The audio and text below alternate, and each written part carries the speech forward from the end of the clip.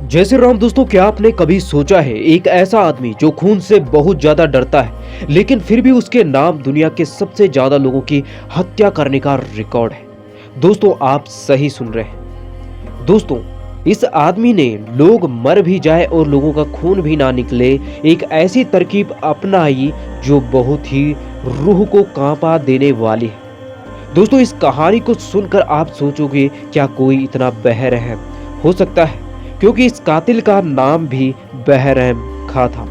दोस्तों इतिहास के पन्नों से हम आपके लिए एक ऐसी स्टोरी लेकर आए हैं जिस कहानी को सुनकर आप सोचने पर बेहोश हो जाएंगे। दोस्तों मैं हूं आपका दोस्त राणा भाई। तो दोस्तों आज की इस कहानी को शुरू करते हैं। भारत से मुगल सल्तनत खत्म हो चुकी थी और अंग्रेजों का राज भारत पर स्थापित हो चुका था और ऐसे समय में अंग्रेज कानून व्यवस्था को दुरुस्त करने में लगे थे। लेकिन दिल्ली के सटे हुए जबलपुर के रास्तों पे पड़ने वाले थानों में रोज एक ना एक केस आने लगा जिसमें किसी का कोई ना कोई अपना गायब रहता। रोज ऐसे केस आने लगे कि काफिले के काफिले व्यापारियों के गायब होने लगे, तीर्थ यात्रियों के काफिले भी गायब होने लगे, यहाँ तक कि बारातों के लोग बारातों सहित गायब होने लगे। और यह देखकर अंग्रेज अधिकारी भी सन्न हो गए। पुलिस वालों ने काफी कोशिश की लेकिन उन्हें कोई भी सुराग नहीं मिल रहा था कि लोग रहस्यमयी तरीके से गायब कैसे हो रहे हैं। उसके बाद अंग्रेज अधिकारी भी बुरी तरीके से वहां हिल चुके थे कि ये क्या हो रहा है।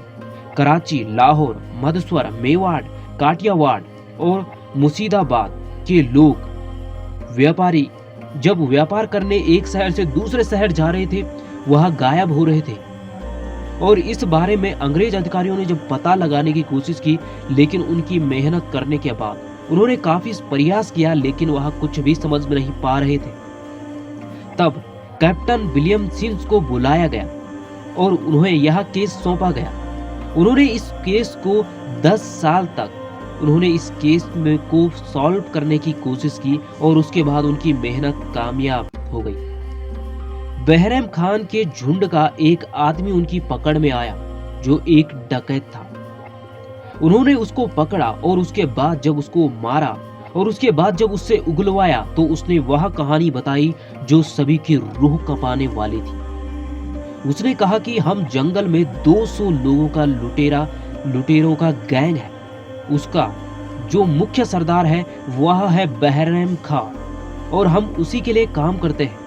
हम लोग जंगल में घूमते रहते हैं और जब हमें पता चलता है कि व्यापारियों का काफिला आने वाला है तो व्यापारियों की वेशभूषा धारण करके हम भी एक काफिले में शामिल हो जाते हैं और हम लुटेरे भी अपने काफिले को लेकर चलने लगते हैं। व्यापारियों को लगता कि सामने जो चल रहे हैं वह काफिला किसी दूसरे व्यापारी का है, किसी दूसरे शहर के व्यापारी का है। लेकिन जब हमें पता चलता कि जो व्यापारियों का काफिला है वो हम लुटेरों के काफिले से कम है और उनकी संख्या हमसे कम है तो हम उनसे दोस्ती करते, हम उनसे मीठी मीठी बातें करते और उसके बाद हम उन्हें हुक्का पिलाते, उन्हें इतना नशा पिलवाते कि उसके बाद जब रात हो जाती तो वह लोग सो जाते।